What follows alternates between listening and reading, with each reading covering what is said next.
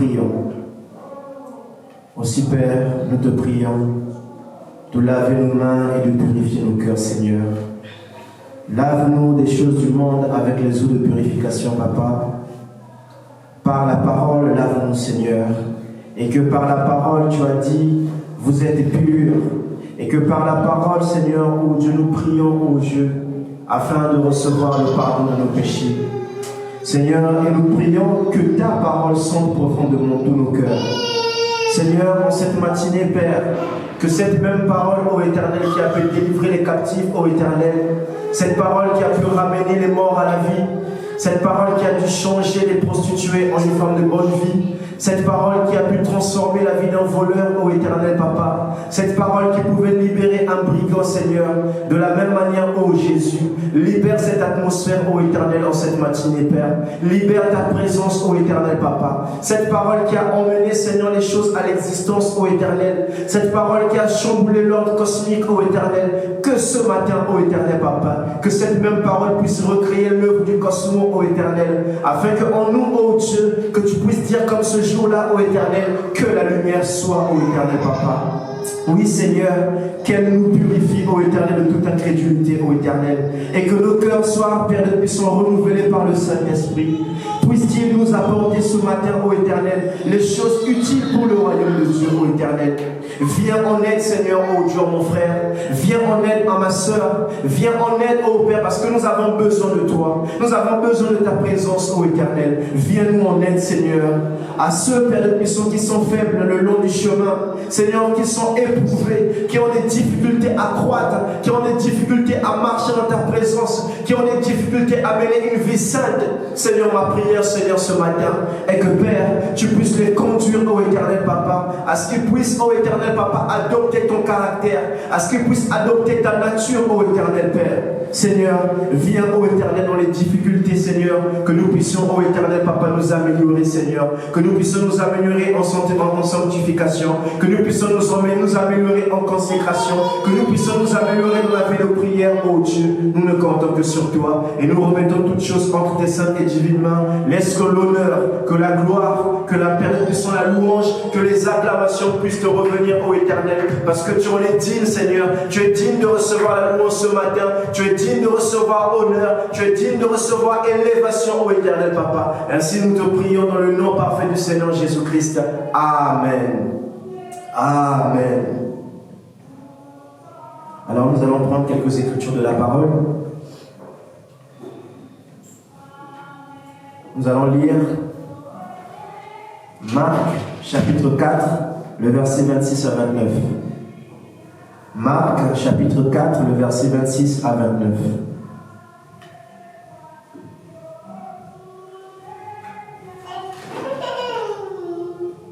Marc 4.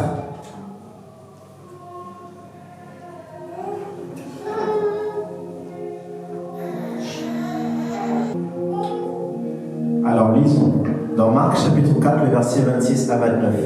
Lisons la parole. Il dit encore, il en est du royaume de Dieu comme quand un homme jette de la sémence en terre.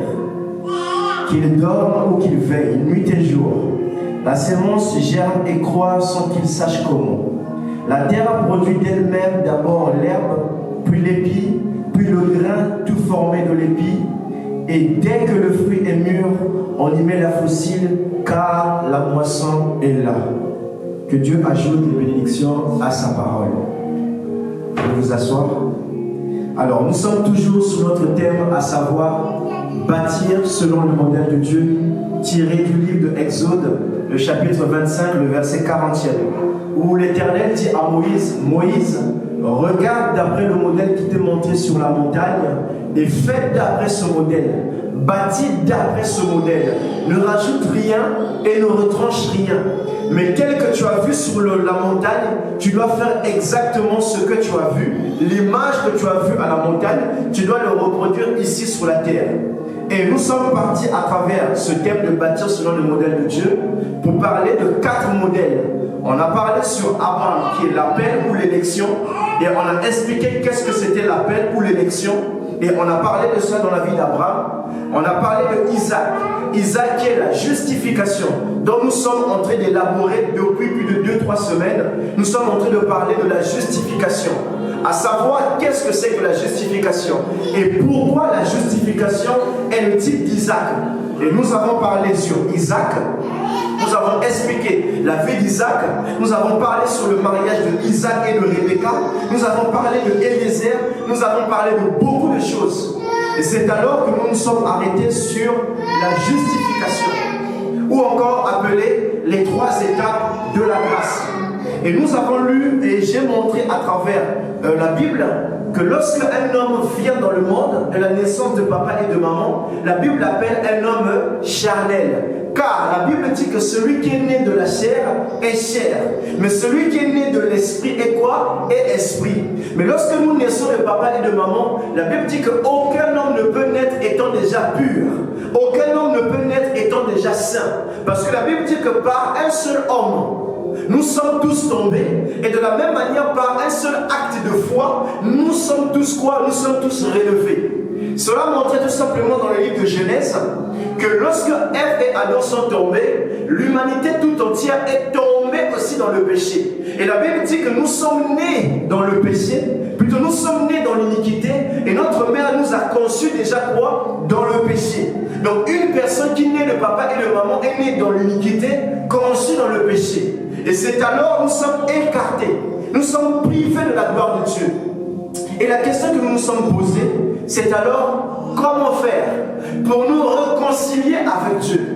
Comment faire pour que nous puissions entrer de nouveau en contact avec Dieu? Comment faire pour que nous puissions encore bénéficier de l'héritage de notre Père qui est Abraham? Parce que la Bible avait dit à Abraham, va vers le pays où moi l'Éternel, je te montrerai. Je rendrai ton nom grand. Mais cette promesse que Dieu avait faite à Abraham n'était pas seulement la promesse de Dieu et Abraham, mais c'était la promesse de Dieu et Abraham et sa postérité. Et si nous nous disons que nous sommes postérité d'Abraham, il faille que nous puissions bénéficier des richesses que Dieu a promis à notre Père.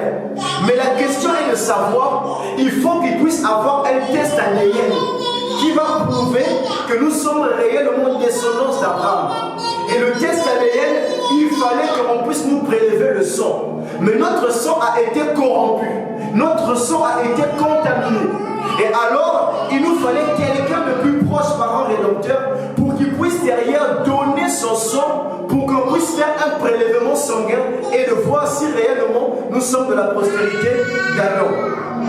Et c'est alors que la Bible nous dit dans Jean 3,16, car l'Éternel, car Dieu, celui qui a créé les cieux et la terre, l'alpha et l'oméga, le premier d'entre les nés. La Bible dit que car Dieu a tant aimé le monde qu'il va donner son Fils unique, afin que quiconque, ce qui veut dire chaque pécheur, chaque rétrograde, chaque menteur, chaque personne qui est déjà contaminée par le péché de Ève et Adam, puisse quoi? Puisse avoir la vie éternelle. Qui dit la vie éternelle, on parle qu'il puisse avoir une communion. Et qui dit la vie éternelle, la Bible parle tout simplement qu'il puisse avoir une restauration. C'est alors que Christ va venir mourir à la croix de Golgotha. Et lorsque Christ va mourir à la croix de Golgotha, on a appelé cela l'œuvre du calvaire. L'œuvre du calvaire a fait sortir 3 choses pour nous ramener à l'image que nous étions dans le jardin d'Éden, l'image parole. Selon Genèse chapitre 1, le verset 26, où la Bible nous dit, faisons l'homme à notre image et à notre ressemblance. Le premier homme que Dieu avait créé, Adam, il était sans péché. Il avait été créé par la parole prononcée. Adam n'a pas été créé par un rapport sexuel. Donc quand Dieu avait dit, faisons l'homme à notre image et à notre ressemblance, ça veut dire trait pour trait. Adam avait la même nature que Dieu. Adam avait les mêmes caractéristiques que Dieu. Adam avait les mêmes pensées que Dieu. Mais derrière, quand Adam va tomber dans le péché, à ce moment-là, il y aura corruption.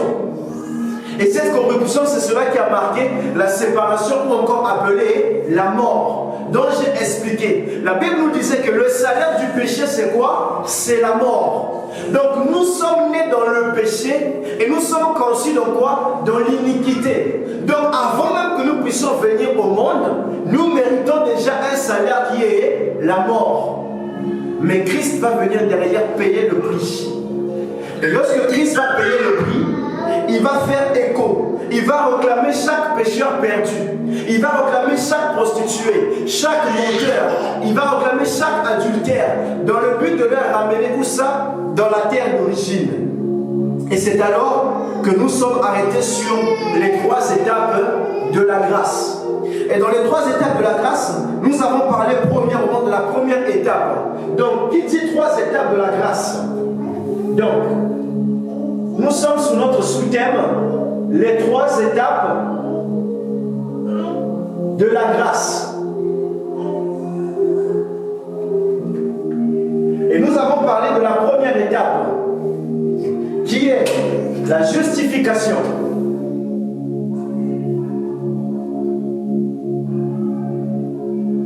Ou encore le type d'Isaac. Donc nous sommes en train de parler sur la justification qui est le type d'Isaac. Et nous avons déjà commencé à élaborer cela. Et je disais tout simplement que la justification venait d'un mot grec qui signifie le mot dikaiosis. Que quelqu'un dise avec moi dikaiosis. Donc la justification vient d'un mot grec qui signifie dikaiosis. Et ce mot dikaiosis signifie 2 choses. Premièrement, l'action de Dieu déclarant l'homme libre de culpabilité. Et deuxièmement, être justifié ou l'état d'un homme juste. Qui veut dire tout simplement que l'apôtre Paul nous a expliqué qu'il n'y a aucune condamnation pour ceux qui sont en Christ. Donc quand la parole de Dieu nous fait écho de la justification, ça veut tout simplement faire mention que en toi il n'y a plus de péché.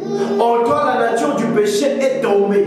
Parce que Christ a déjà payé le prix. Et nous avons expliqué cela. Et nous sommes partis en disant que Dieu, Christ, en payant le prix, à la croix de Golgotha, il a payé le prix pour notre justification. Et nous avons lu dans Romains où la Bible disait, lequel a été livré pour nos offenses et est ressuscité pour notre justification. Donc Christ a été livré à la croix du Calvaire. Pourquoi? Pour notre justification. C'est à ce moment-là que nous sommes sur les 3 étapes de la grâce. Et nous avons parlé que, qui dit les 3 étapes de la grâce, c'est parler tout simplement d'une écriture que le Seigneur nous a fait mention. Donc aujourd'hui, on va continuer. L'écriture qu'on a pris, Marc chapitre 4, le verset 26 à 29. Et quand on a parlé de la justification, on a fait constat de 2 choses. La Bible nous disait dans Matthieu 6, le verset 33, la Bible dit, cherchez premièrement le royaume des cieux et quoi? Et sa justification, et sa justice. Et tout le reste vous sera donné par quoi? Par-dessus toute autre chose. C'est là où dans la justification, on s'est retrouvé dans 2 choses. On s'est retrouvé dans Matthieu 6, 33, et tout le reste qui est tout simplement la pyramide de Maslow. Et nous avons parlé de ces choses, et le mercredi d'enseignement, cela a été merveilleux parce que je suis plus entré en détail, j'ai plus expliqué le Matthieu 6, 33 et la pyramide de Maslow. Et j'en avais déjà parlé sur la pyramide de Maslow ou encore la pyramide de besoin. C'est juste pour faire un rappel. Et je disais tout simplement que les personnes sont appelées à bâtir selon le modèle de Dieu, selon Matthieu chapitre 6, le verset 33. Mais un constat est dégagé, c'est que les hommes, plutôt que de bâtir selon Matthieu 6, 33, ils préfèrent bâtir selon la pyramide de Maslow, ce qui est un échec. Et c'est là où dimanche dernier, on s'est arrêté sur l'écriture de Marc chapitre 4, le verset 29. Je le relis. La Bible dit, il dit encore, il en est du royaume de Dieu comme quand un homme jette de la sémence en terre. Donc ici, on compare le royaume de Dieu comme un homme qui jette de la sémence en terre. Il dit qu'il dorme ou qu'il veille, nuit et jour. La sémence germe et croît sans qu'il sache comment. La terre produit d'elle-même d'abord l'herbe, puis l'épi, puis le grain tout formé de l'épi, et dès que le fruit est mûr, on y met la faucille, car la moisson est là. Et le dimanche dernier, on a fait un petit tableau en expliquant que dans cette parabole, il y a des choses qui nous intéressent. Premièrement, la première chose qui vient, c'est l'herbe. Ensuite, l'épi. Ensuite, le grain. Et ensuite, le grain mûr. Voilà ce à quoi on a parlé le dimanche dernier. Et là où nous nous sommes arrêtés, si vous vous rappelez. Nous avons parlé de cela, de l'herbe, de l'épi, du grain et du grain mûr. Et on a expliqué tout simplement que la Bible nous disait que le diable est comme un lion rugissant, cherchant quelqu'un qui il va dévorer. Et ici, en tant que l'herbe, on a dit dans l'herbe que le verbe dévorer vient du mot latiak, qui signifie broyer, qui signifie dévorer, qui signifie absorber, qui signifie brouter. Et on a dit comme un animal, le diable va brouter l'herbe. Donc ce sont des catégories de personnes que le diable va venir quoi? Brouter. Et on a expliqué que la parole de Dieu nous dit que beaucoup sont appelés, mais il y a seulement peu d'élus. Pourquoi beaucoup sont appelés et il y a peu d'élus? C'est que dans cet appel à entrer dans le royaume, nous avons des chrétiens herbes, nous avons des chrétiens épis, nous avons des chrétiens grains tout simplement, et nous avons des chrétiens mûrs. Et ce sont les chrétiens mûrs qui vont entrer dans le royaume. Ce n'est pas un chrétien qui est à l'état de l'herbe. Ce n'est pas un chrétien qui est encore à l'étape de l'épi. Ce n'est pas un chrétien qui est à l'étape du grain. Mais la personne qui va avoir la vie éternelle, c'est quoi? C'est le grain mûr. Et le dimanche dernier, on a expliqué que l'herbe fait référence à Abraham. La Bible disait que l'Éternel va faire sortir Abraham du pays de son père. Il lui dit, quitte la maison de ton père, va vers le pays où moi l'Éternel, je te montrerai. Ce qui veut dire, comme nous sommes nés dans le péché, nous appartenons déjà à Satan. Mais la Bible va nous dire de quitter la maison de notre Père pour aller vers la terre promise, vers la terre que Dieu nous a promis. Et à ce moment-là, comme Abraham, nous sortons du monde. Et quand nous sortons du monde, nous sommes sur un chemin qui est appelé les 3 étapes de la grâce. Donc parler de l'épi, c'est parler de la justification. Parler du grain, c'est parler de la sanctification. Et parler du grain mûr, c'est parler du baptême du Saint-Esprit. Et parlons de l'herbe. L'herbe fait référence à ce qu'on a dit, la germination, où on va commencer à planter les semences, où la parole va commencer à être plantée dans les cœurs des personnes, où la parole va être en train de prêcher. Et cette parole, comme c'est une sémence, cette parole va croître en nous. Mais les personnes qui sont l'herbe, la parole de Dieu ne va pas croître en eux. La parole de Dieu va tomber, mais la parole ne pourra pas croître parce qu'elle ne trouve pas assez de vitamines pour pouvoir croître. Et on a parlé de l'épi. L'épi qui est la croissance. Et dans la croissance, comme un enfant, on a parlé, un enfant, lorsqu'il vient au monde, il a des étapes qu'il doit passer. Premièrement, il doit marcher, il doit avoir les dents qui poussent, il doit grandir. Cela fait référence à la croissance. Donc en tant que chrétien, quand j'accepte Christ comme étant mon Seigneur et mon Sauveur, il doit avoir une croissance. Si derrière je ne fais que tourner en rond, depuis que je l'ai accepté comme étant mon Seigneur et mon Sauveur, c'est que j'ai un problème de quoi? Au niveau de ma croissance. La Bible nous dit, vous irez de gloire en gloire, de victoire en victoire, de perfection en perfection. Mais ici, là, les chrétiens qui sont à l'état de l'herbe, ce sont des personnes qui font que échec en échec, église en église, quartier en quartier. Pourquoi? Parce qu'ils n'arrivent pas à trouver une stabilité. Beaucoup de chrétiens se disent, mais pourquoi ma vie est instable? Pourquoi au niveau de mon foyer il y a l'instabilité? Pourquoi au niveau des économies il y a l'instabilité? La Bible nous dit, prospère comme l'état de ton âme. Ça veut dire si ton âme est stable, est ancrée dans les choses de Christ, à ce moment-là, la parole de Dieu, lorsqu'elle va venir entrer dans ton cœur, elle trouvera une place où elle va s'asseoir. Mais si dans ton cœur, dans ton âme, la parole n'est pas prospère, la parole n'est pas stable, à ce moment-là, lorsqu'on prêchera la parole ne pourra trouver une maison pour s'installer. Et on a parlé du grain, qu'on a parlé de la formation. C'est dans la sanctification que Christ va te former. C'est dans les douleurs de l'enfantement que la femme met au monde. Vous allez voir qu'avant qu'une femme puisse mettre au monde, elle commence à avoir des douleurs, des contractions. Et de la même manière, pour que Christ vienne habiter dans ton cœur, la Bible dit que nous devons traiter durement quoi? Notre corps. Car la chair, elle est faible. Mais notre esprit est quoi? Est disposé. Disposé à pouvoir faire le nettoyage. Disposé à pouvoir purifier nos pensées. Disposé à pouvoir mener une vie sainte pour que Christ vienne habiter en nous, qui est la maturation ou encore la maturité. Et nous avons parlé de cela. Frère Branham dit dans la sagesse contre la foi, au paragraphe 209, il dit: maintenant, faisons sortir tout credo, chaque école d'études, chaque théologie humaine. Il n'est pas étonnant qu'ils ne puissent pas croire. Donc ici, là, les personnes n'arrivent pas à croire. Pourquoi? Parce qu'ils ont des credos. Ils ont des théologies.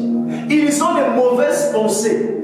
Donc ce qui fait que la Bible nous dit que la foi vient de ce que l'on entend. Mais comme ces personnes sont habituées à entendre les credos, comme ces personnes sont habituées à entendre une mauvaise parole, à ce moment-là, il y aura quoi? L'ivraie qui va croître en eux. Donc l'ivraie là aura pour but de pouvoir étouffer la marche des enfants de Dieu.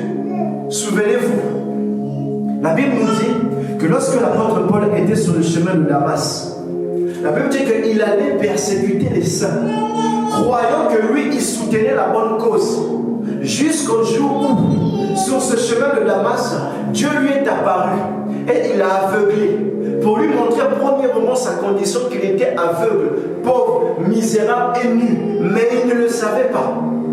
Et Dieu va lui dire: Paul, plutôt Saul de Tarse, pourquoi me persécutes-tu? Mais physiquement, l'apôtre Paul ne persécutait pas Dieu. Il persécutait les apôtres. Parce que les apôtres étaient les grands murs. Parce que les apôtres étaient arrivés à maturité. Mais l'apôtre Paul était un mauvais herbe. Et qu'est-ce qu'il faisait? Il était en train d'étouffer le blé. Donc partout où on entendait le nom de Saul de Tarse, tous les chrétiens mûrs avaient peur de lui. Parce qu'il était un barbare. Il était un sanguinaire. Mais quand la parole de Dieu est venue se révéler à lui, la Bible dit qu'il ne s'appelait plus Saul de Tarse, mais il va s'appeler quoi? Paul. Et le Paul que nous connaissons, lui-même est passé par les 3 étapes de la grâce. La Bible dit que sur le chemin de Damas, lorsque derrière il va être aveuglé, le Seigneur va lui dire: va voir un prophète qui s'appelle Ananias. Va le voir. Et la Bible nous dit que l'apôtre Paul est allé voir Ananias et Ananias l'a baptisé. La justification, et j'ai expliqué dimanche dernier, c'est le baptême. Lorsque une personne accepte Christ comme étant Seigneur et Sauveur, la première chose qui va manifester, pour manifester réellement ta foi, il faut entrer dans les eaux du baptême. Les eaux du baptême parlent tout simplement les eaux de lavage, les eaux de purification. Parce que derrière, tu es imbibé de péché. Tu as marché, tu es dans la poussière. Et il faut qu'on puisse te faire un nettoyage total. Nettoyage au niveau de tes pensées. Parce qu'au niveau de tes pensées, la Bible dit que les pensées de l'homme sont contraires à la pensée de qui? De Dieu. Les œuvres de l'homme sont contraires aux œuvres de Dieu. À ce moment-là, derrière, la Bible dit qu'il faut qu'il puisse avoir un renouvellement de quoi? Des pensées. Que la Bible appelle une régénération. Donc quand une personne a accepté Christ dans l'évangélisation, à l'église, partout, mais la personne a accepté Christ comme étant Seigneur et Sauveur, à ce moment-là, cette personne va manifester la foi. Et on a expliqué que Abraham était le type de la foi. Donc derrière, pour manifester ta foi, il faut nous prouver Parce que la Bible nous dit que la foi sans les œuvres est quoi? Est morte. À ce moment-là, il nous faut montrer que tu as envie de vivre.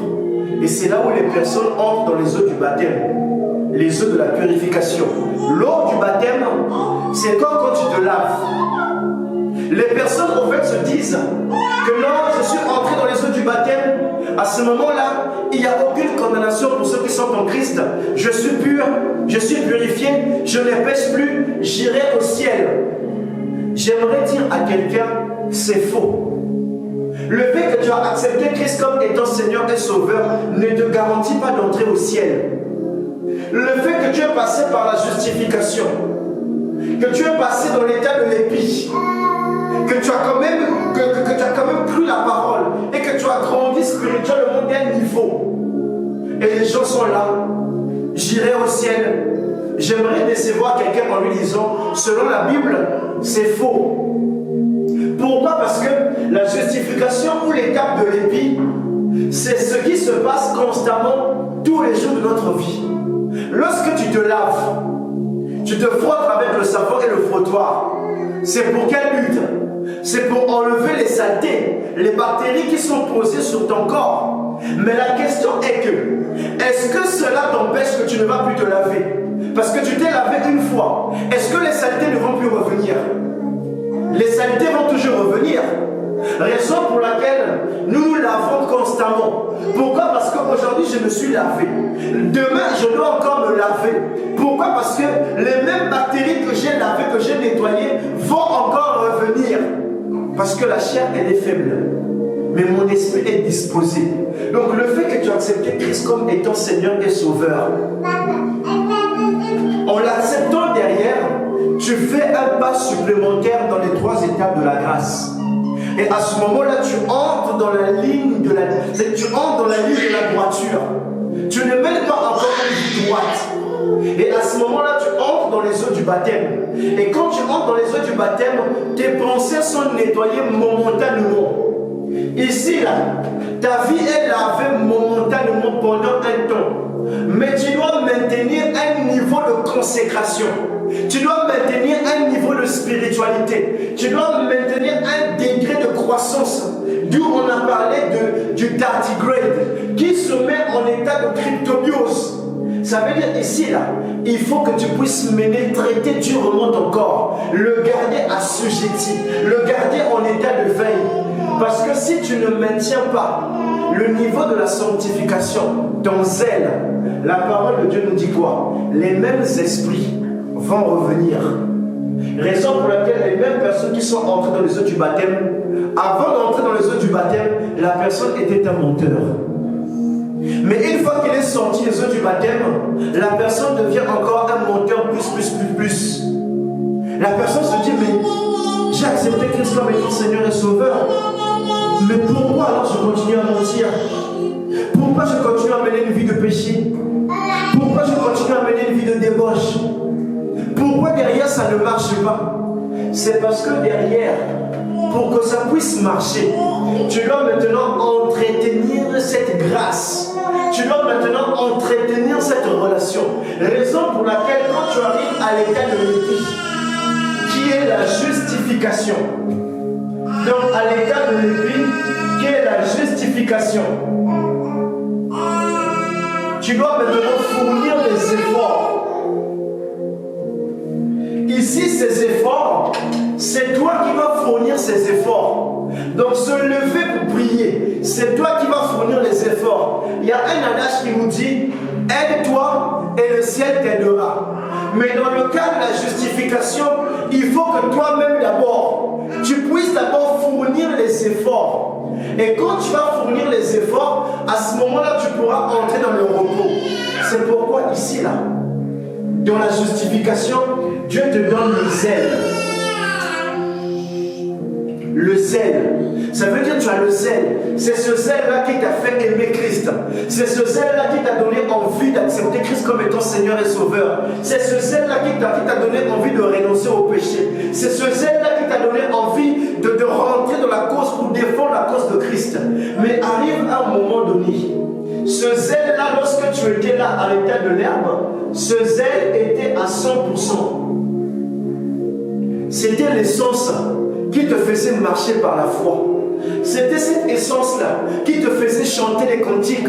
C'était l'essence-là qui te faisait prier. C'était l'essence-là qui te donnait envie de pleurer. C'était ce zèle-là, l'essence, le liquide-là, cet esprit-là qui te donnait envie de louer le Seigneur matin, midi, soir, d'aller évangéliser. Mais quand tu quittes l'état de l'herbe et que tu entres dans l'état de l'épi ou de la justification, la Bible va nous dire: n'attristez pas le Saint-Esprit qui vous a quoi? Qui vous a été donné. Ce Saint-Esprit qui nous a été donné, c'est le zèle de la foi qu'on avait au début. Parce qu'une personne ne peut accepter Christ comme étant Seigneur et Sauveur, parce qu'il ne le voit pas. Mais la Bible dit que nous ne marchons pas par la vue, mais nous marchons par quoi? Par la foi. Donc c'est par zèle que nous avons accepté Christ. C'est par zèle qu'il nous a justifiés. C'est par le zèle que nous avons prié pour des malades. C'est par le zèle que nous avons entendu l'appel de Christ et que nous nous sommes présentés à l'appel. C'est un moyen de zèle. Or, les zèles parlent de la marche. Les zèles parlent de la foi. Donc ici, notre foi, c'est une foi intègre. Mais quand on va entrer dans la justification, gare à vous de ne pas attrister le Saint-Esprit. Parce qu'avant, tu ne l'avais pas. Mais maintenant que tu l'as, que tu as le Saint-Esprit, avant, tu n'avais pas le Saint-Esprit. Donc quand tu péchais, c'était ta nature. Quand tu volais, c'était ta nature. Quand tu commets adultère, c'était ta nature. Donc ici, là, peu importe ce que tu es en train de faire, le salaire était que la mort. Tu avais la même sentence. Donc ici, là, n'est pas connaître Christ, c'était la mort. N'est pas prier, c'était la mort. N'est pas aller à l'église, c'était la mort. Donc ici, là, que tu le veuilles ou pas, c'était la mort. Mais la Bible va te faire passer de la mort et il te met sur le chemin de la vie.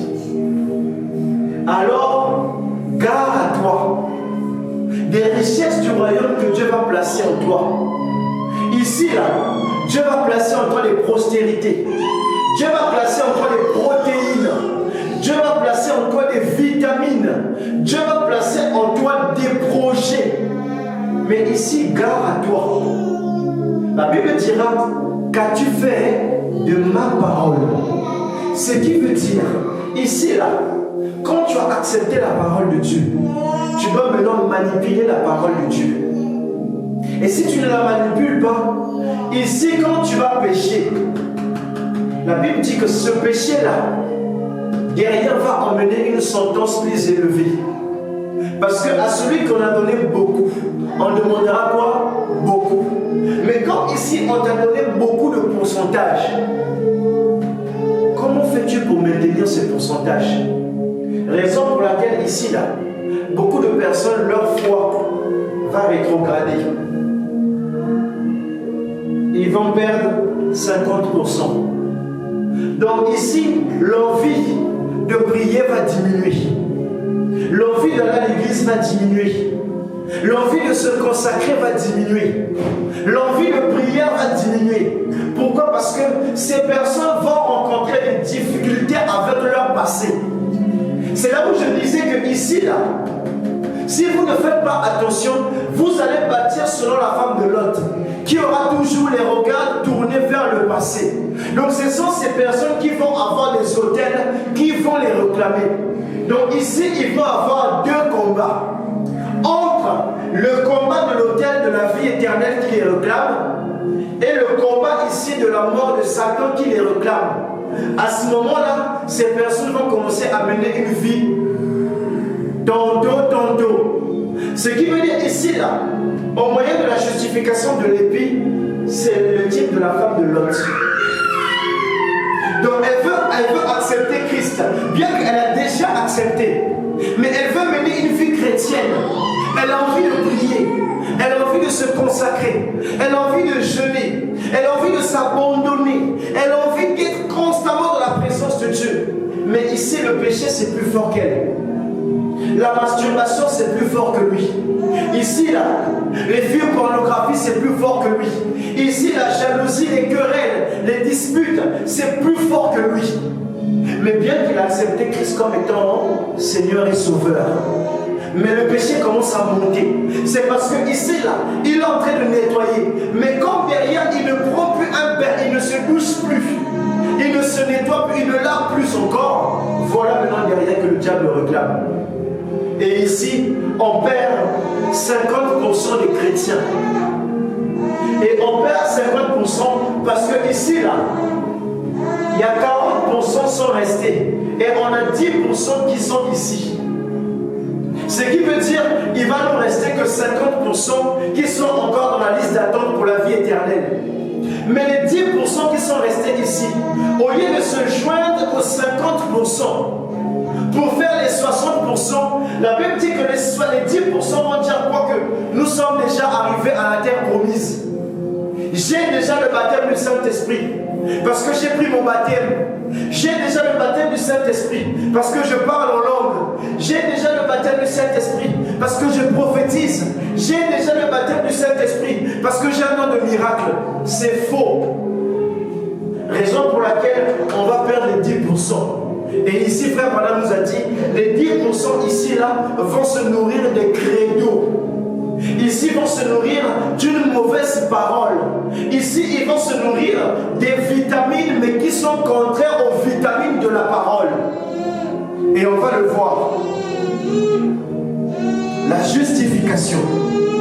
Il est dit, il n'est pas étonnant qu'ils ne puissent pas croire. Donc les personnes qui sont arrivées même à l'état de l'épi, de la justification, en réalité, ces personnes n'avaient pas vraiment cru le Seigneur comme étant Seigneur et Sauveur. Parce que qui dit que tu l'as accepté comme étant Seigneur et Sauveur, ça veut dire abandon total. Tu t'abandonnes totalement à lui. Avant, tu étais esclave ici, là, dans l'état de l'herbe. Tu étais esclave du diable. Et quand tu vas accepter Christ comme étant Seigneur et Sauveur, tu vas devenir esclave de Dieu. Donc ce qui veut dire, tu dois faire selon la parole de Dieu. La Bible dit que celui qui m'aime, qui fasse quoi? Qui garde mes commandements. Donc une personne ici qui aime réellement Dieu, qui l'a accepté comme étant Seigneur et Sauveur, doit garder les pourcentages du zèle, doit garder l'esprit en état de veille, doit garder sa vie pure, doit garder sa langue, doit garder sa bouche, afin qu'il ne soit pas écarté de la course. Mais ici, là, les personnes sont toujours esclaves. Et ici, frère Bernard nous fait comprendre, il n'est pas étonnant qu'ils ne puissent pas croire. Il n'y a rien là-dedans pour que cela grandisse. Ça veut dire qu'ils ont accepté Christ comme étant Seigneur et Sauveur, mais il n'y a pas en eux la sémence, il n'y a pas en eux la bonne terre, là où la parole, la confession va tomber. Parce que la Bible dit qu'il est le souverain sacrificateur de quoi? De notre confession. Donc quand tu confesses, à ce moment-là, il devient le temple. Ça veut dire que tu es devenu le temple. Là où le Saint-Esprit vient habiter. Là où le Saint-Esprit va venir grandir. Mais à ce moment-là, il y a un problème. C'est parce que derrière, il n'y a pas la place pour que tu puisses grandir. Et la Bible continue. Puis le frère Madame dit encore, voyez-vous, ils ont la vitamine R. Ici, là, quelqu'un dit avec moi, ils ont la vitamine R. Ils ont la vitamine R. La vitamine R, c'est la vitamine des raisonnements. Quelqu'un dit avec moi, les raisonnements. Donc ce sont des personnes, au lieu d'accepter la parole, au lieu d'obéir à la parole, mais ce sont des personnes qui vont commencer à douter de la parole. Donc ce sont des personnes ici là qui vont commencer à mener une vie incrédule. Raison pour laquelle on les appelle les incrédules. Donc ce sont des personnes qui disent qu'ils ont cru, mais en réalité ils n'ont jamais cru. Ce sont des incrédules et ils marchent par les raisonnements. Et raison pour laquelle la Bible nous dit qu'au temps de Noé, Noé devait croire à la promesse, à la parole de Dieu, qu'il devait avoir quoi? Une pluie, le déluge. Mais comme ces hommes-là faisaient partie des 10%, ces hommes-là, au lieu de croire à la parole de Dieu, ils ont commencé à manifester les raisonnements. Ils ont commencé à faire de la théologie. Ils ont commencé à mener derrière des grands thèmes, des credos. Et ces hommes-là sont allés même chercher jusqu'à la science. Donc ici, là, au niveau de l'épi, au niveau de la justification, qu'est-ce qui fait qu'un homme soit écarté de la course du royaume? C'est parce que l'homme est attaché au credo, premièrement. Deuxièmement, cet homme-là est attaché à la science. Troisièmement, cet homme-là est attaché à la philosophie. Ce qui veut dire, là où la parole de Dieu dit ah, eux ils doivent réfléchir. Oui, mais est-ce qu'il va pleuvoir? Déjà au temps de Noé, il était impossible qu'il puisse avoir un déluge. Ces hommes-là étaient doués au niveau de science. On les appelait même des géants parce qu'ils avaient une grande connaissance. Mais la Bible nous dit que ces hommes-là, poussés par leur raisonnement, vont douter de la parole de Noé. Mais Noé s'est tenu à la parole de Dieu. Noé a gardé la parole de Dieu. Noé a traité Dieu dans son corps. Lui aussi, il pouvait avoir des doutes en se disant que mais oui, la météo nous prouve qu'il ne peut avoir de pluie. Mais Noé a cru en la parole de Dieu. Et la Bible dit que lorsque le déluge vint, ici là, tous les hommes sont quoi? Sont morts. Que ce soit les hommes. La Bible dit seulement les hommes sont morts. Mais la Bible ne dit pas que les hommes. La Bible dit et les hommes et les animaux. Ce qui veut dire qu'une personne arrivée à l'état de l'épi, à l'état de la justification, cette personne est encore un animal. Cette personne est encore charnelle. Cette personne est encore un pécheur. Donc si tu ne fais pas attention, lorsque Christ va envoyer le déluge, à ce moment-là, il risquera d'avoir de la mort. Donc comme ici, il y aura l'inondation, il y aura la mort. Et qui dit mort parle de la quoi? De la séparation éternelle avec Dieu. Donc veillons à ce que nous ne puissions pas être séparés de Dieu. Mais comme ces personnes ont des raisonnements, oui, non, on est au temps de la grâce, on n'est plus au temps de la loi. Oui, certes, mais la Bible dit que tu vas obéir à la parole. Il dit que l'obéissance vaut mieux que quoi? Que les sacrifices. Et ici, là, l'apôtre Paul disait même que même si un ange de l'Éternel vous disait le contraire de ce que moi, l'apôtre Paul, je vous ai prêché, que cet ange-là soit un anathème. Et vous allez entendre des personnes raisonner avec les Écritures. Oui, l'apôtre Paul ne voulait pas dire ça. Oui, mais s'il ne voulait pas dire ça, il aurait dit ce qu'il voulait dire. Mais comme il nous a dit ce qu'il devait être dit, et il nous a dit qu'il n'est pas, c'est-à-dire il n'est pas permis à un ange de venir contrecarrer. Mais ici, on va voir des hommes, des femmes qui vont dire oui, mais on n'est plus en ce temps-là. Il n'y a aucune écriture qui vous dit qu'on n'est plus au temps-là. Raison pour laquelle les hommes ont commencé à dire le temps des miracles est passé, le temps des grâces est passé. Ici, là, c'est le temps de la jeune génération. Des prophètes vont se lever. C'est le temps des prophètes, des prophètes, des prophètes. Qui vous dit cela? Ici, là, vous allez voir des femmes qui se permettent à prêcher la parole. Pourquoi? Parce que derrière, ils vont dire que non, j'ai reçu un songe. Non, parce que mon pasteur m'a dit de le faire. Oui, parce que les personnes sont avec des credos. La parole nous dit quoi? De ne point retrancher, de ne point rajouter, sinon c'est la mort. Donc ici, là, le fait que vous laissez les femmes prêcher à l'église, il n'y a aucune écriture qui dit que la femme doit quoi? Doit prêcher. S'il y avait une écriture depuis l'Ancien Testament et le Nouveau Testament, nous aurons vu l'écriture clairement. Les gens vont dire que non, c'était au temps de la loi.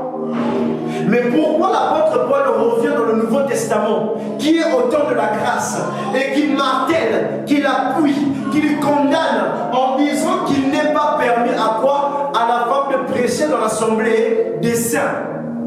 Mais ici, vous allez entendre les raisonnements de l'humain. Quand la parole va dire sépare-toi de ton petit ami, parce qu'ici, il dit qu'il n'y a pas de copain-copinage.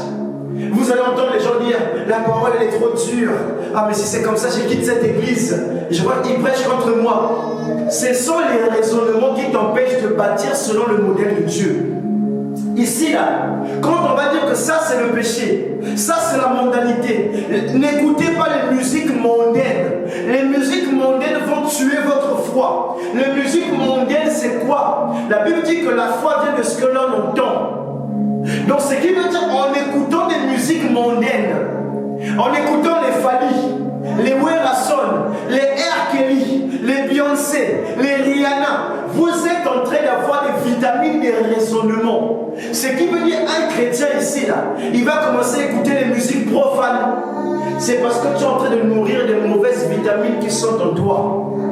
Plutôt que derrière de chercher encore la sanctification. Oh Seigneur, miséricorde. Voilà le type de ces personnes qui marchent par les vitamines. Première vitamine, c'est la vitamine R, la vitamine des raisonnements. La parole de Dieu dit, ne n'allez point s'inquiéter. Oh ouais, mais non, mais oui, mais c'est oui, mais. Les gens, voilà les chrétiens que nous avons. Oui, mais. Le mais annule le oui. Donc quand une personne dit que oui, mais, pasteur, tu as annulé le vœu. Ici, là, quand la parole nous dit qu'il ne doit pas avoir de divorce, vous allez entendre des gens dire oui, mais. S'il était permis, on aurait eu la parole de Dieu qui nous aurait dit ça. Mais comme derrière, il n'était pas permis. La Bible dit que personne ne sépare ce que Dieu a uni. Mais aujourd'hui, on a des pasteurs qui se permettent de séparer. Et quand le temps arrivera, je vous parlerai de Éphèse. Le mot Éphèse signifie quoi? Permis. Donc ces personnes-là se permettent de rajouter à la parole de Dieu des choses qui n'est pas censées être rajoutées. Il se permet d'interpréter la parole comme il veut. Père, Fils, Saint-Esprit, ça fait 3. Et vous allez entrer dans le jeu du baptême, il va vous baptiser au nom du Père, Fils, Saint-Esprit. C'est parce que ce sont des personnes qui marchent par des raisonnements. Et souvenez-vous, un jour, alors que le Seigneur était mort, et il est ressuscité d'entre les morts, la Bible dit qu'il avait visité les siens. Mais Thomas n'était pas là. Et les saints vont raconter la nouvelle à Thomas en lui disant, Thomas, l'ange, Dieu était parmi nous, il nous a visités. Thomas va dire, non, c'est faux. Comment lui qui est mort, il vous a visité. Mais Thomas, il avait donné la promesse que détruisez ce corps. Je le bâtirai en quoi? En 3 jours. Il avait dit, Thomas était au courant de cela. Mais Thomas va douter de la résurrection de Christ. Et pour Thomas, il fallait que Thomas puisse voir.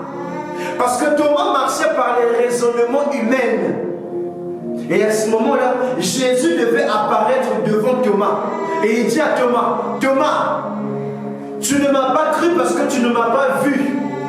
Heureux ceux qui me croiront sans pour autant me voir. Parce que ceux-là marchent par la foi. Et le royaume est pour ceux-là. Et vous allez entendre les gens dire, le Jésus, était-il noir, blanc ou quoi que ce soit? Nous, ce que nous devons savoir, c'est qu'il est mort pour nous. Il a payé de son sang pour nous. Son sang ici ne faisait pas la discrimination entre noirs, entre jaunes, entre rouges. Son sang ici va racheter que tu sois blanc, que tu sois noir, que tu sois jaune. Le sang de Christ a racheté quoi? Toute l'humanité. Donc je n'ai pas besoin de savoir s'il était noir, jaune, marron. Et s'il en était question, la Bible aurait fait préfigure de ça. Mais les hommes sont dans les raisonnements. Parce que ce sont des raisonnements qui tuent la foi. Donc plus tu raisonnes, plus derrière tu ne pourras manifester la gloire de Dieu. Pourquoi Ève est tombée dans le péché? C'est parce que Ève a voulu raisonner avec le diable. Église, à un certain moment donné, ne raisonnez pas avec certaines personnes. Vous perdez votre temps, vous souillez votre expérience chrétienne Et derrière, vous vous attristez le Saint-Esprit sans le savoir. Et même pire encore, vous risquerez de blasphémer sans le savoir. Les raisonnements. Le diable est venu voir Ève dans les vitamines R des raisonnements. Est-il réellement écrit? Pourquoi le diable n'a pas seulement lu ce qui est écrit en disant à Ève, la Bible dit que le jour où tu en mangeras, tu mourras. Mais lui, il va utiliser les ruses, les raisonnements, en disant derrière, est-il, en gros, vérifie bien. Non, lis bien, tu ne comprends pas, lis bien. Lis bien, on t'a mal expliqué. Essaie de chercher bien. Alors que derrière, la parole était claire. Et derrière, elle aussi, elle se dit oui. Elle se pose des questions, oui. Est-il réellement écrit?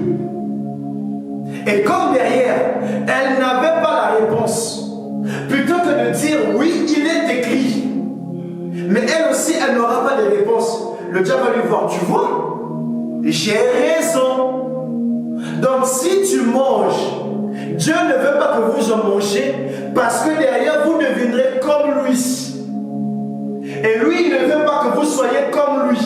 Alors que derrière, il nous avait créés comme lui, à son image et à sa ressemblance. Mais le diable va venir mettre des raisonnements, une perversion. Voilà pourquoi beaucoup de chrétiens faillissent. À cause des raisonnements des pasteurs, à cause des raisonnements de la théologie, à cause des raisonnements de la science. La Bible dit que quelques-uns parmi vous, l'autre parle en langue, l'autre interprète. Donc quand on parle du parler en langue, il y a un qui parle en langue et l'autre doit quoi? Interpréter. Et l'apôtre Paul dit, est-ce que tous parlent-ils en langue? Il dit non. Mais aujourd'hui, avec les raisonnements de l'Église, ici là, toute l'Église parle en langue. Et il n'y a jamais des interprétations. Ce qui veut dire, vous ne bâtissez pas selon 1 Corinthien. Parce que 1 Corinthien, il dit qu'il y ait un seul parmi vous qui prophétise ou qui parle en langue, et l'autre doit interpréter le parler en langue. Mais aujourd'hui, là, on a toute l'Église qui parle en langue en même temps. Et l'apôtre Paul dit que si un nouveau-né entre à l'Église, que dira-t-il ce nouveau-né-là? Il dira, ils sont comme des fous. Pourquoi? Parce qu'il ne reconnaît pas. Et si cette parole lui était destinée, et comment il pourra comprendre ce parler en langue? Puisque derrière, tu as parlé de lui. Tu as parlé à son sujet. Mais il ne comprend pas ta langue. Alors que la parole de Dieu vient nous montrer que lorsque les apôtres eurent le baptême du Saint-Esprit, à la sombre haute, la Bible dit qu'ils parlaient tous en langue. Et les gens qui entendaient, chacun entendait dans sa propre langue natale. Mais aujourd'hui, pourquoi derrière, quand les gens parlent en langue, on n'entend pas dans notre langue natale? On ne comprend pas. Et vous allez entendre dans les raisonnements des hommes, non, de parler en langue, c'est parce que tu es en train de parler en esprit. Ce sont des soupirs inexprimables. Cela est faux. Aucune écriture vous dit que ce sont des soupirs inexprimables. Et c'est ça le problème. Ce sont des raisonnements. Lisez bien le livre de 1 Corinthiens 14. L'apôtre Paul détaille cela. Et aujourd'hui, quand une personne accepte Christ comme étant Seigneur et Sauveur, les premières des choses, elle parle en langue. Et dans les raisonnements, dans les vitamines R, on a fait comprendre aux gens que le parler en langue égale au Saint-Esprit. Cela est faux. Le Saint-Esprit, c'est d'abord chercher le royaume de Dieu. Et le reste, tout le reste, c'est le parler en langue. Le don de guérison, le don de miracle, la connaissance, le discernement, tout cela viendra par-dessus. Ce sont des dons spirituels. À ne pas confondre avec le Saint-Esprit, la nouvelle naissance, et un don spirituel. Et il continue. Ils ont la vitamine R, le raisonnement, que nous sommes supposés rejeter. Église, rejetez les raisonnements. Il dit encore, la vitamine P. Quelqu'un dise avec moi, la vitamine P. la vitamine P. Donc après avoir eu la vitamine R, ici ils vont avoir la vitamine P, la vitamine de la popularité.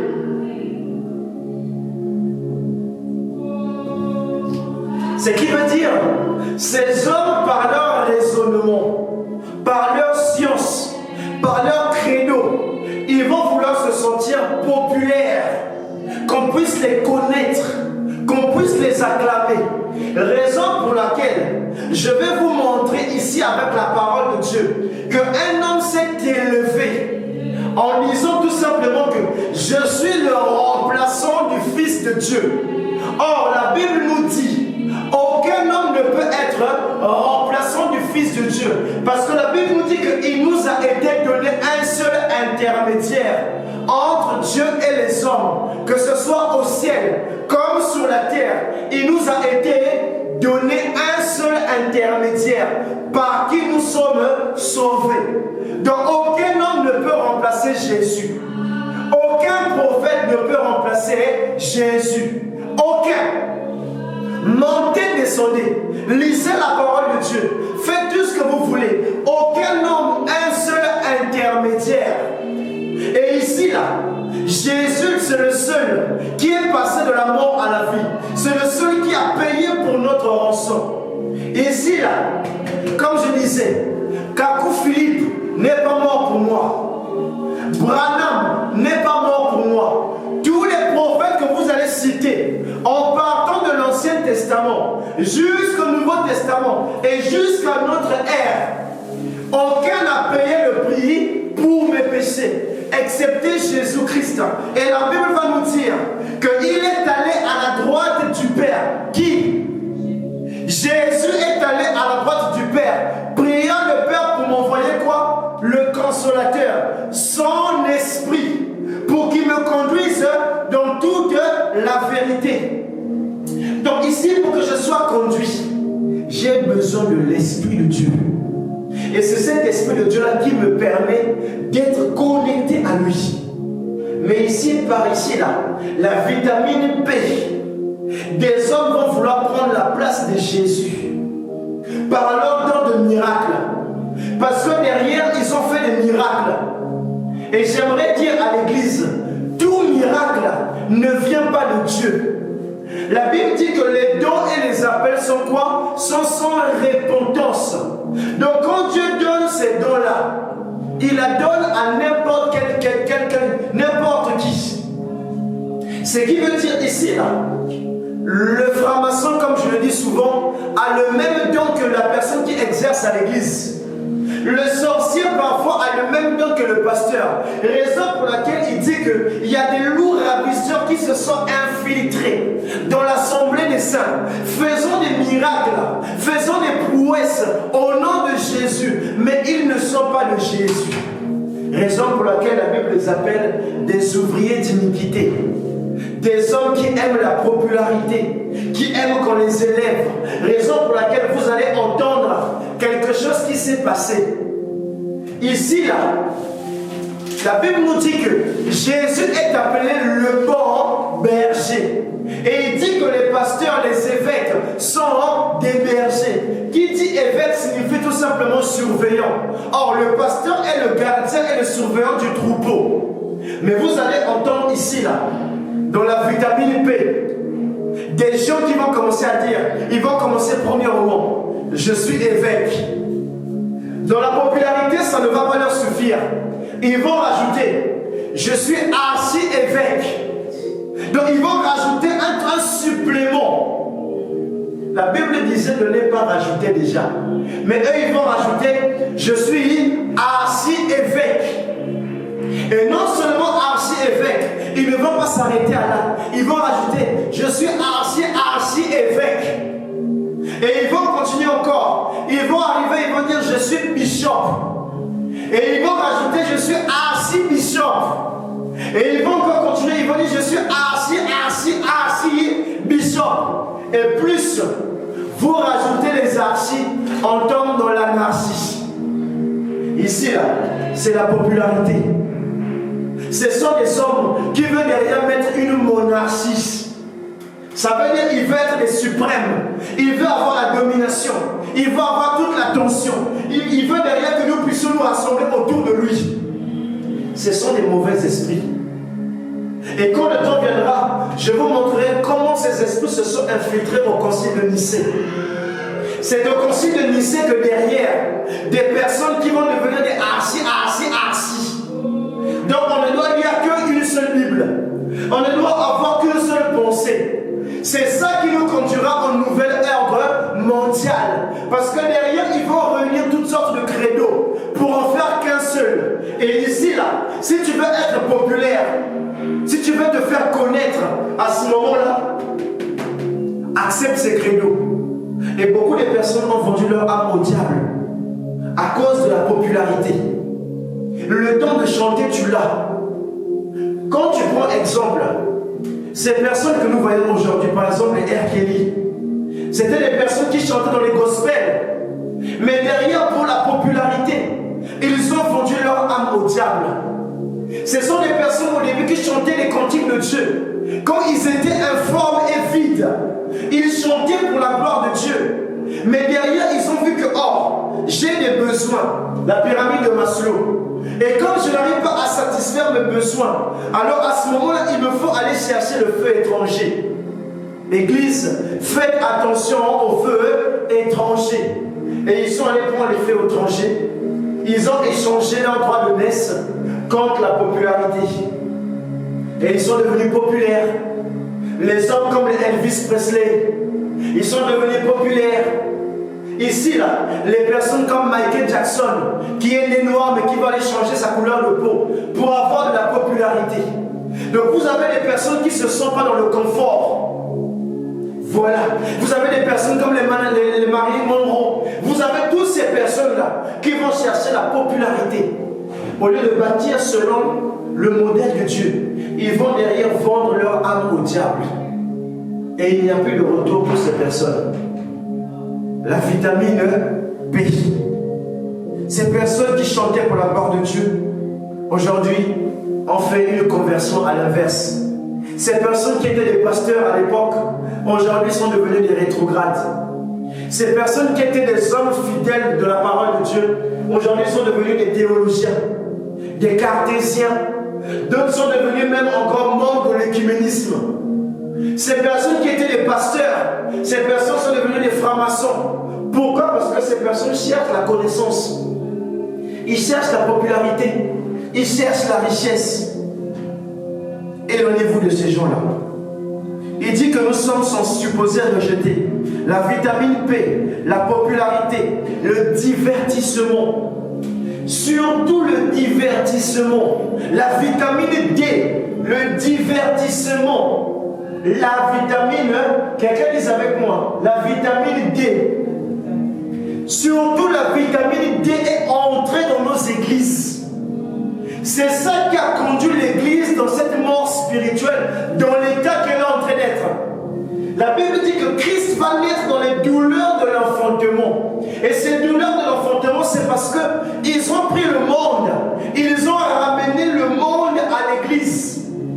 Ce qui était là-bas condamnable autrefois, ils ont ramené ça ici à l'église et ils appellent ça au nom des saints. Ils ont ramené la musique paganisme, le paganisme là-bas. Ils ont ramené cette musique ici, là, dans des églises. Raison pour laquelle ici, là, la vitamine D, la distraction, le divertissement. Aujourd'hui, plutôt que de chercher le royaume des cieux, les gens viennent à l'église pour se distraire. Et vous allez voir à l'église, il y a beaucoup de distractions. Les jeux de foot, les jeux de cartes, les jeux de ceci, les jeux de cela, les sorties à gauche, les sorties à droite. Je ne dis pas que cela est mauvais. Mais quand vous êtes en train de bâtir, de conduire les personnes que sur le divertissement, et vous ne leur prêchez plus la véritable parole, à ce moment-là, les personnes qui étaient des pécheurs hier vont retrouver un certain confort. Quand vous prenez un poisson qui vit dans l'eau, vous le sortez de l'eau et vous le mettez dans l'aquarium, qu'est-ce qu'il fera? Il continuera à nager. Pourquoi? Parce qu'il est toujours dans les eaux de sa naissance. Et de la même manière, quand vous allez dans la mer, dans le monde, sortir les pécheurs et vous les amenez dans la distraction, ils se retrouvent dans l'aquarium du péché. Ils continuent à nager. Et raison pour laquelle à l'église, nous avons les mêmes chrétiens, les païens qui étaient dehors, et nous avons les mêmes païens qui sont entrés dans les églises. Et raison pour laquelle les habillements des sœurs à l'église sont devenus catastrophiques. Les comportements des frères et des sœurs à l'église, catastrophiques. Pourquoi? Parce que vous les avez mis dans les aquariums. Et vous voulez derrière qu'ils puissent être transformés. Un poisson ne peut que respirer dans l'eau, sinon il mourra. Mais derrière, vous voulez faire de ces poissons des colombes. C'est impossible. Parce qu'il y a beaucoup de distractions qui entrent à l'église. Les personnes viennent à l'église que pour chanter. Surtout les musiciens. Comme je dis, c'est pas possible. Les musiciens viennent à l'église que pour jouer la musique. À la fin de l'église, ils sont partis dans une autre église et continuent à jouer. Mais la semaine, ils n'ont pas le temps de traiter durement leur corps. Et les musiciens, beaucoup, il y a peu plutôt, je voulais dire, qui paient la dîme, qui paient les offrandes, qui se consacrent véritablement. Raison pour laquelle vous allez voir les musiciens, vous allez sentir en eux qu'il y a encore le paganisme. C'est parce que ces personnes viennent pour se divertir. Donc il vient au culte pour se divertir. Il joue ses notes, il joue sa musique. Et même parfois, pendant qu'il joue, il est transporté dans son monde. Et il oublie qu'il est à l'église. Et il va faire entrer les sémènes de paganisme. C'est les musiciens. Raison pour laquelle la Bible disait qu'on prégnait les musiciens, les chantres, dans la lignée des Lévites. Ce qui veut dire qu'un musicien était consacré comme étant un sacrificateur. Mais aujourd'hui là, quand on dit aux musiciens d'être consacrés, quand on dit veillée de prière, combien de musiciens? Intercession, combien de musiciens? Prière à minuit, combien de musiciens sont connectés? Vous allez voir parfois il y a un seul musicien. Malheur à nous. Église, si vous constatez cela, prenez ces musiciens, faites-les asseoir jusqu'à ce que vous voyez la nature en Christ se manifester en eux. La vitamine D, le divertissement à l'église, c'est devenu des samedies distractions. Les gens ne viennent plus à l'église pour chercher Christ, mais ils viennent à l'église, copain, copine, ma copa, je suis parce que c'est ma copine, je suis parce que c'est mon ami. Et les gens viennent à l'église non pas pour vouloir bâtir selon le modèle de Dieu. Les gens viennent à l'église non pas pour être brisés, pour être taillés. Les gens ne viennent pas à l'église pour être transformés. Raison pour laquelle derrière, ces personnes ne font pas constat de leur vie. Ça fait des années que je suis venu à Christ, mais est-ce qu'il y a eu un changement en moi? Et ces personnes continuent à se divertir. La distraction est entrée dans l'église. Après la vitamine R, les raisonnements, la vitamine P, la popularité, la vitamine P, ou encore les plaisirs. Dans nos églises, comme je disais, les pasteurs prennent plaisir. Dans nos églises, les gens prennent plaisir. Raison pour laquelle, plus ils prennent plaisir, le péché ne fait que gagner du terrain. C'est là où vous allez entendre des personnes qui tombent, des pasteurs qui tombent, de ceux qui tombent. Pourquoi? Parce que ce sont des personnes qui prennent plaisir à l'église. Et la Bible dit qu'aussi longtemps que nous bâtissons selon ces vitamines, la parole de Dieu ne pourra jamais croître. Il faut que nous puissions nous séparer de ces choses. Il dit, il faut un petit divertissement pour que les gens se sentent à l'aise. Il faut qu'il y ait un petit divertissement. Sinon vous allez entendre, ah c'est le manquer la parole, c'est le manquer la parole. Il faut des petits divertissements. On doit traiter durement notre chair. Nous sommes dans un combat. Et il continue, il dit, quel genre de divertissement? Voyez vous-même à l'église, quel genre de divertissement vous avez?